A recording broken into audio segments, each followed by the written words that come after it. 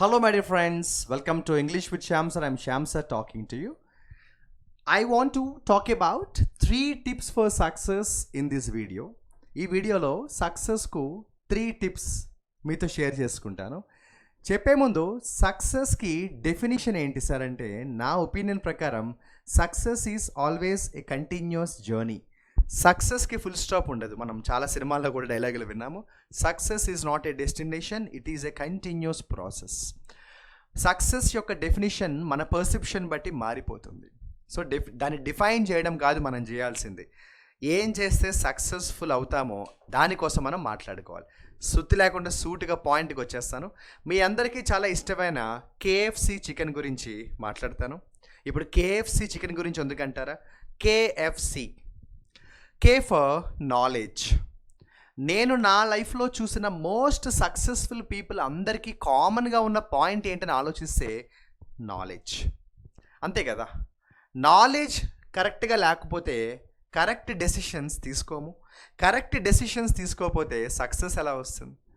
So if you ask my personal opinion how to become successful, secret number 1 is gain as much possible knowledge as possible, as much knowledge as possible. Without knowledge there is no success. Number 2, focus.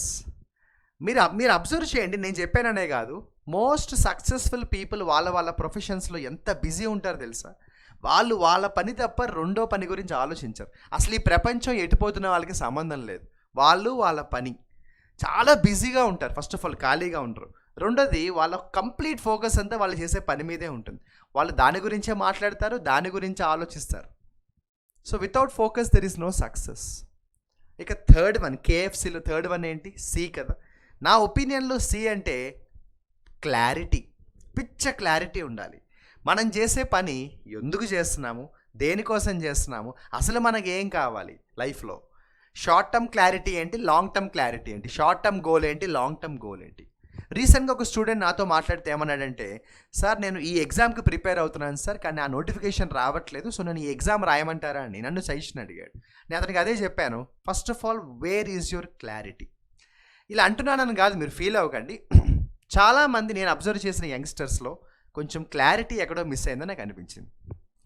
ఒకవేళ clarity లేకపోతే ఇమ్మీడియట్గా paper మీద ఒక pen తీసుకుని అసలు నీకేం కావాలి లైఫ్లో, వాట్ డూ యూ వాంట్, అసలు నువ్వు ఏం చేస్తున్నావు, ఇప్పుడు నీకేం కావాలి, క్లారిటీ అనేది తెచ్చుకోండి.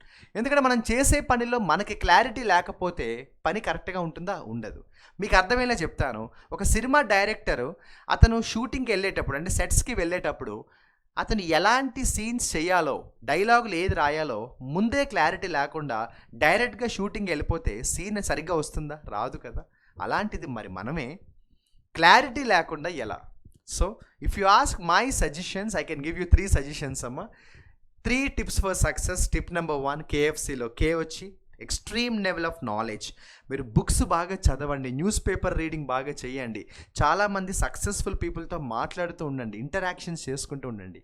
If possible change your circle. Me circle of ఫ్రెండ్స్ని మార్చి చూడండి. నాలెడ్జ్ అనేది ఎక్కడుందో అక్కడికి మీరు వెతుక్కుంటూ వెళ్ళండి. నాలెడ్జ్ మన దగ్గరికి రాదు, మనం వెళ్ళాలి నాలెడ్జ్ దగ్గరికి.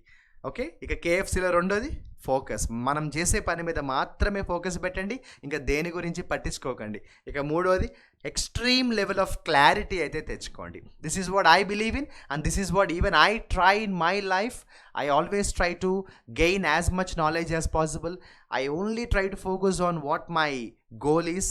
And number 3, I am clear and I want to be much more clear in my future. ఓకేనా? సో మీరు కూడా ఈ నాలెడ్జ్, ఫోకస్, క్లారిటీ లాంటి వాటి గురించి ఆలోచించండి. ఖచ్చితంగా success is going to be yours. మళ్ళీ చెప్తున్నా, సక్సెస్కి పేటెంట్ రైట్ లేదు. సక్సెస్ ఎవడి సొత్తు కాదు. ఎవడైతే కష్టపడి పని చేస్తాడో సక్సెస్ రావాల్సిందే. ఇంకో మాట చెప్తాను వీడియో ఎండింగ్లో. ఇంగ్లీష్లో జుడిషియరీలో ఒక మాట ఉంటుంది, జస్టిస్ డిలేడ్ ఈజ్ డినైడ్ అని. ఒప్పుకుందాం, నిజమే. జస్టిస్ డిలేగా ఉంటే అది డినై చేసినట్టే, రానట్టే. Justice delayed is denied, but success delayed is not denied. కొన్నిసార్లు సక్సెస్ కొంచెం లేట్ అవ్వచ్చేమో కానీ రావడం పక్కా. All the best.